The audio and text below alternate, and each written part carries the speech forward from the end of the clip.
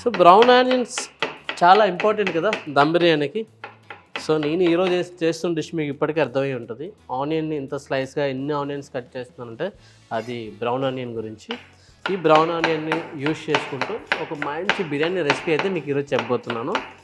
ముందుగా అయితే brown onion మనం కట్ చేసుకొని ఎలా బ్రౌన్ ఆనియన్ ఫ్రై చేసుకోవాలో చూపెడతాను మీకు.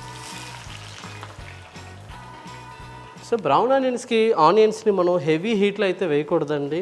ఆనియన్స్ వేసేటప్పుడు ఆయిల్ మొత్తం కూల్ అయిపోవాలి. చూసారు కదా, ఇలా స్లో కుకింగ్గా ఫ్రై అవ్వాలి. చూసారు కదా, ఇలా గోల్డెన్ బ్రౌన్ రాగానే ఇప్పుడు మనం అయితే ఆనియన్స్ని తీసేసుకుందాం.